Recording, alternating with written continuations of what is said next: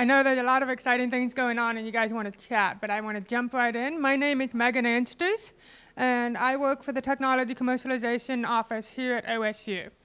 You guys are going to have to bear with me. This is the first time I've ever talked about this topic. Normally I'm talking about science things like mice and cancer and things that I feel a lot more comfortable with.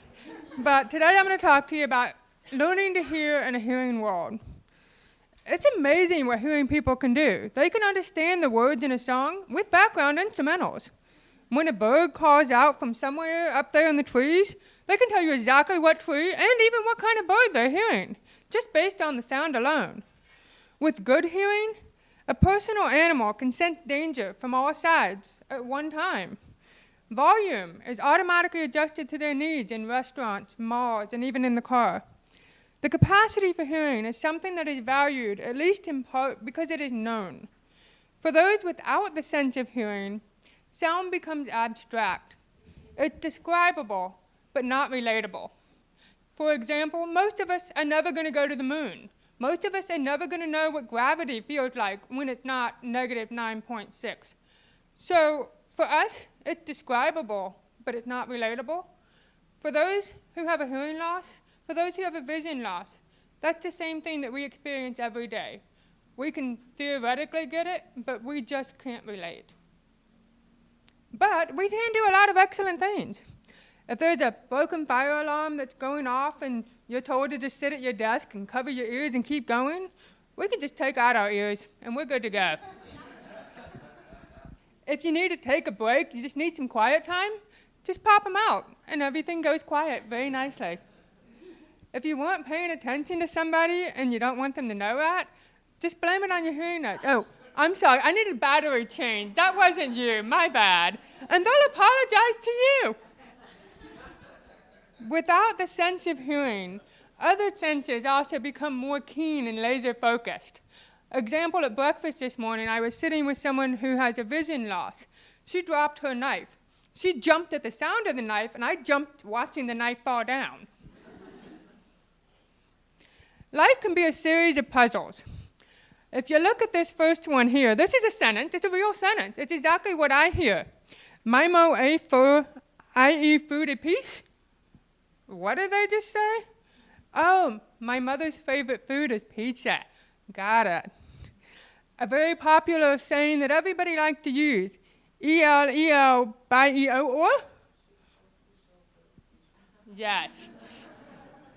And a popular one with my husband and I.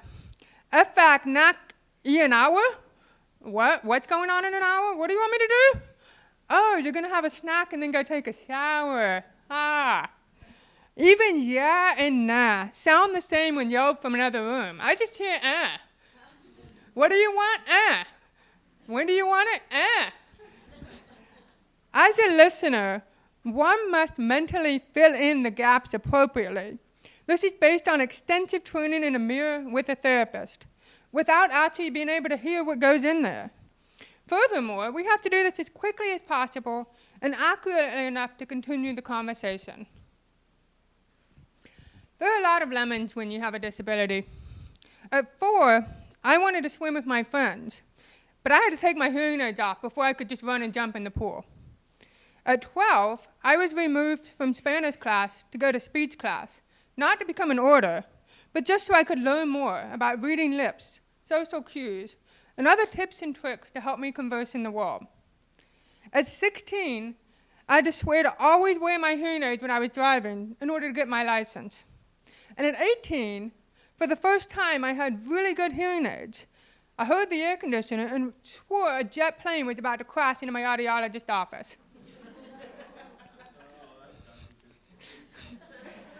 Because of all these experiences and so many more, I went to college to become a biomedical engineer with a plan to make technology work best for people like me. As a student, sitting in front of the class is completely critical. It's not a matter of you're a nerd or you want to suck up. It's a matter of the difference in being able to pass your class or not. And when you have a class of 300 students, it's really easy for your professor to remember that girl with a hearing loss's name, and then use it every single time you have to call on one of your students. I also have the strangest conversations sometimes. No, Professor. The aliens really do not care to hear about your lecture. Please use my FM system. This was a Nobel Prize physics professor, FYI, in Physics 101. Another one. Yes, I understand that spelling is critical, but I will never be able to hear the word toxic. So instead, can we find an alternative solution so I won't miss the oral question in the exam? Finally, I have a lot of substitute teachers over the years, and they come in and they find out I have a hearing loss, and the first thing they do is try to use sign language. I don't speak sign language beyond the alphabet. I learned it as a Girl Scout. So I know that you're very proud of your skills, and I applaud your linguistic ability, but I can't understand you. Don't start signing at me. Just use the FM system I gave you. I know what my accessibility needs are more than you do. At least in my professional world, sometimes life can be very frustrating. In graduate school, I worked in a biomedical lab. It was a lot of fun, but there were a lot of chemical hoods. We had anesthesia machines that beeped and hummed loudly. People wore masks during surgery, blocking their lips. And no one seemed keen at looking at my face, talking clearly, and enunciating. Teachers tended to face the board as they write, which is great for ensuring legibility of the text, but it's really horrible when you're trying to speech read. Large meetings, conference calls, fast on-the-go walking meetings, those are the pace of the business world today. Many people think nothing of picking up the phone call or speaking over someone else during a meeting. But sometimes for me, it's easier to just check out and hope I don't agree to something really bad. But this makes me a really good worker too. I know that I have to speak up for myself. And if nobody else cares, I will. And if I tell someone I need help, I know I need to follow through with it. And I can keep my head down and get work done. It's much easier in a closed room. Nobody can sneak up behind me, and I don't hear anything otherwise. If you want to keep meetings under control, tell people they have to speak one at a time for the person with the hearing loss. When I was an undergrad and we had all these people that wanted to talk, we used my FM system. It was called the magic stick. And if you didn't have the magic stick, you couldn't talk. If you need someone with a keen eye to review a document, not a problem. I'm very good at picking up the subtle cues. Just don't ask me to transcribe it from the recording.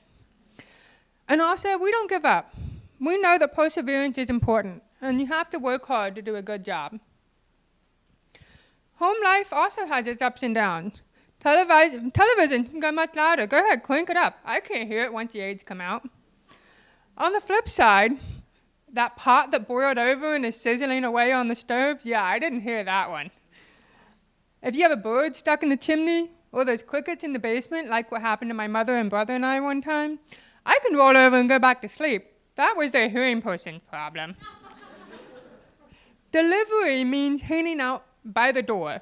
Can't hear the doorbell, so you're watching out the window until the car pulls up, and then waiting an appropriate amount of time before yanking open the door, hoping that they haven't not hit the button yet. The best of intentions can go awry. This is a real example that happened to me a couple weeks ago. It was 5:50 a.m., the sun was just starting to come up. 10 minutes before my alarm was supposed to go off, suddenly I realized my nightstand was vibrating. Bleary-eyed, I peeked over, plucked up my phone, and saw it's my husband calling from his business trip. Hello? Are you okay? The alarm company just called. The alarm's going off. I don't know what's going on. Let me look. I'm sure it's fine. Why would a burglar be breaking in, right? Stumbling out of bed, I opened the door and peered down the stairs. Now, I know you're all thinking this is the beginning of a horror movie. What is she doing? But we don't think about things like that. We instinctively assume that it's on us, and it's not actually something bad. We just don't know what's going on. My husband goes, "Oh, should I call the police? Oh, I hear the alarm going off now." I still don't hear the alarm, but I'm glad you hear it.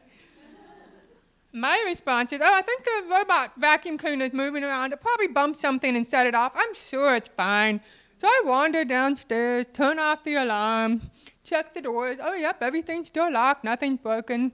Tell my husband to please cancel the police, and stumble back to bed. Thankfully, I'm okay. There wasn't an emergency, but that's another failure of the technology and a risk when setting our security alarm and our home alarm.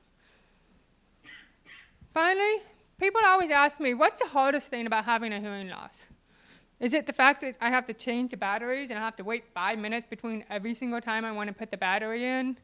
Is it the fact that I can't play the telephone game? No, it's an energy drain. It takes energy to hear, and energy fatigue is a real thing.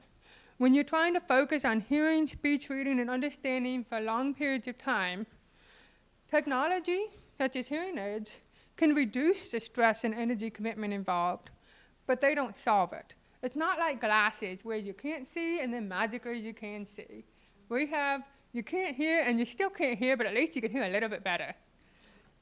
At the end of a long day, many people with hearing loss tear off their aids for just some peace and quiet. And we need energy to start our day. At the very end, we just might not have much left. So when we're avoiding activities such as social events, it's often because we simply don't have the energy or focus to hear when playing games with friends or going out to a restaurant. Noisy environments really sap our mental strength. So as we try to speech read and follow conversations, this is a contest we're doomed to lose. Around 466 million people worldwide today have a disabling hearing. This is a loss of more than 40 decibels. 25 is considered normal hearing. This number will double by 2050. Hearing loss can result from many things: genetic causes, complications at birth, that one's me, certain infectious diseases, the use of particular drugs, exposure to excessive noise, that would be most of the population, and aging. 60% of childhood hearing loss is due to preventable causes. Do not let your children wear their earplugs all day. It's just 60 minutes and you need a break. Unaddressed hearing loss poses an annual global cost of almost $1 trillion. Interventions to prevent, identify, and address hearing loss are cost-effective and can bring great benefits to economies and individuals. However, global production of hearing aids meets less than 10% of global need and less than 3% of developing countries' needs. Technologies that can help besides hearing aids, for example, the cart system that you see here, are scarce and too expensive for many potential users. If you want to have some numbers added to that, the next round of hearing aids I buy will probably be in the $6,000 range. The ones I'm wearing now were $7,000. The ones before that were $8,000. What are the coping mechanisms? The speech-reading deaf or hard of hearing person who does not use the sign language has the same biological imperative as signing deaf people to rely on our visual abilities during communication interactions. But the exchange is imbalanced because the hearing person is using a spoken language that they're comfortable and familiar with, and they're not required to focus their attention in an equal manner. They can look down at that cell phone and tell you, yeah, keep going, I got it. But we can't do the same. Speech reading also requires another knowledge of the spoken language, grammar, syntax, vocabulary. When we saw that Mad Lib, we have to know how to fill in those blanks exactly every time. We have to have a knowledge of the social settings. We have to know that the conversation is supposed to have certain words, that the niceties that someone says when you first meet them, you have to fill those in correctly. I had a conversation with someone the other day. She asked me if I wanted a bottle of water. I thought she asked me what the weather was like. So I told her, yes, it was hot, I might walk over. Pause, pause, pause, she's staring at me. Oh, I would like a bottle of water, thank you. There's also a knowledge of the speaker's particular way of shaping words and using language. Some people are more formal in their language and some people are more informal. Finally, there's familiarity with the speaker. Many times, I turn to my husband and have him translate for me, even if I'm in a room of people all speaking the same language, just because I can comprehend him better than anyone else. It's an intense and intimate business. If we're staring at you, it's not because we're weird stalkers. We're not looking deep into your soul. We're just trying to figure out what the next word out of your mouth is going to be. Meeting other hard of hearing people who understand this way of being in the world and bonding through that experience, as well as appreciating the relief that for once you don't have to explain your basic requirements for communication, is a fantastic and yet rare experience for someone who has hearing difficulties. Technological aids, I mentioned earlier, they exist, they can help. What are they? Hearing aids are the most common. We have BTEs, which are behind the ear, and we have a whole host of ITEs, which are in the ear. Alongside these, we can have things like remote microphones, FM systems, and Bluetooth. This is an example of the Roger pen here from Phonax. So if you see someone sticking something in your mouth, they're not necessarily a reporter, they might just be trying to hear you better. This is a huge learning curve associated with every time we get new technology. We have to rewire our brains to every single feature. I'm coming up with just over 4 years on my hearing aids now, and I'm sort of terrified to get new ones because of the advancements that have been made. I know it's going to take me months just to get back up to the point that I am now, much less get used to the new features. Show me what you're trying to do. Don't just tell me. Use captioning for videos. Put your words on a slide. Give me a printout. And in-person conversations are so much easier. So if you do have the opportunity to just walk down the hall and talk to someone, take it. You get your steps in, and you make communication easier. Use videos and sound clips to help others understand what having a hearing loss is like. I have a slide at the end here that has some websites I recommend. Students who want to learn and want to be involved can really benefit from experiencing just a little bit of what this is like on a daily basis. Finally, there's inclusivity in technological education. Again, I mentioned I'm a biomedical engineer. I took an awful lot of design classes. We talked about a bunch of things: part failure, user errors, incorrect implementation. We even talked about how to factor in the death of a certain amount of users. But we didn't talk about how to design for those with different special needs: hearing loss in alarm systems, vision loss in websites, mobility loss in construction sites. All of us with these special requirements exist here today, but design inclusivity is not part of a standard engineering curriculum. Exposing STEM students to new opportunities and needs will improve their work and make life easier for those needing new technology. And sharing first-hand experiences will improve collaborations and provide empathy and understanding for all those involved.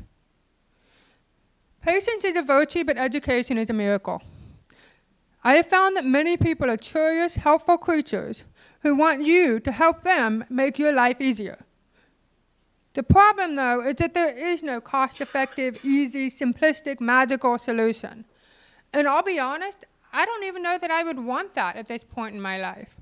So instead, the answer is tolerance, patience, inclusivity, education, and a willingness to try new things, learn together, and share with one another what you discover so that we can all find solutions one step at a time. Thank you very much for your attention. I'm happy to address any questions you might have, and feel free to reach out at any time.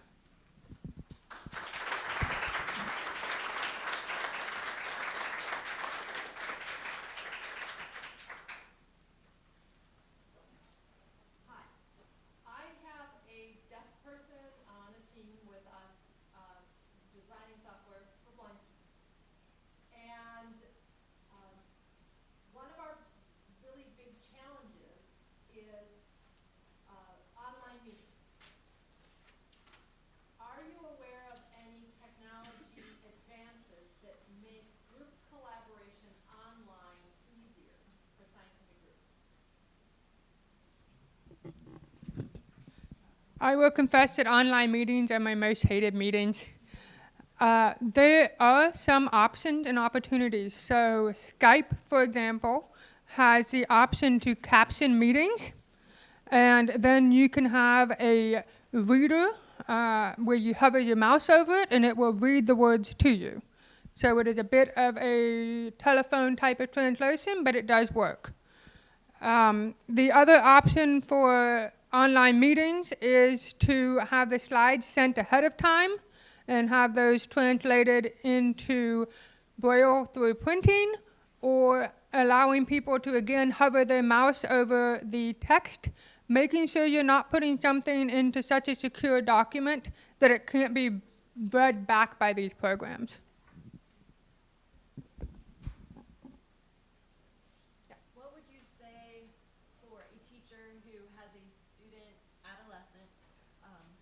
is supposed to use the FM system, but doesn't want to do it because they feel different. It's a self-conscious age. What should I do to encourage, not make that child feel more different?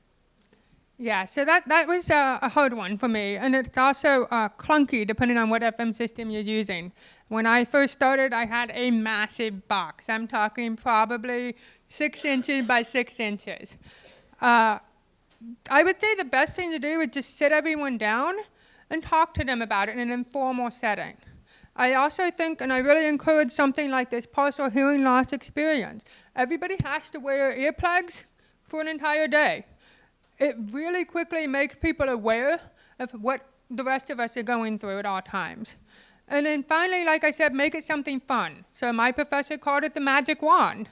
And the magic wand gave you the magical power of being able to speak. It also helps in a classroom when it's not just the teacher using it. So when you're engaging with the other students, put it on the table when you have a group session.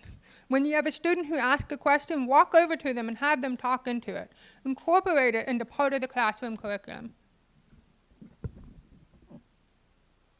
Piggybacking off of Carter, it's the opposite of Mitch, because I have to do in law, and I'm a teacher, I'm a textbook teacher, and getting my kids to understand that when they give me an answer, and I said, what did you say? It's not that you're wrong, it's that I didn't hear you. That a lot of times, especially with my high school kids, they don't want to repeat it because they're afraid I didn't get the right answer. And at the beginning of every semester, I tell all my classes, I have a hearing loss, I do wear a hearing aid, but when you have 30 kids, it gets difficult. And I incorporate that into my procedures and daily routines the first couple of weeks of school. You know, we're talking to them as everybody needs to be quiet so we can all hear it. So I have that opposite part. Can I add an idea as well? So I taught high school for 3 years, and now I've come back and like visited old classes. And now with Google Slides, you can do that live transcribe, and it's like pretty accurate. But I've noticed it's not just for someone who's hard of hearing or losing; it's visual learners, and I mean they were addicted to the PowerPoint. And I like it if you're in an English class and you're drafting a paragraph. That was a really good sentence. What did I say? And with dyslexia, it's amazing that I can go back through this app and I can see what was said and be like, yeah, that was a good thought, you know? So not just using it for a disability, but an ability for everyone to catch what's happening, and then showing the more universal reaction to it, I think is more exciting. So we tend to put up walls. We tend to say, oh, you're that person with a wheelchair. Let me get you a special desk. Oh, you're that person with a vision problem. Let me make sure I print everything in Braille for you. Oh, you're that person with a hearing loss. Let me sit you up front and use this special weird equipment. And I really recommend breaking that down. My classmates played with my FM system. They would take it in the bathroom and do the Verizon "Can you hear me now" commercial. Not necessarily the most fun for me, but it gave them a comfort and familiarity with it. So breaking down those barriers, giving everyone the same opportunity and the same equal experiences. As was mentioned, it's not just someone with a hearing loss that benefits from getting these alternative ways of teaching. So making it feel comfortable, getting the kids involved, asking them, what do you want to see?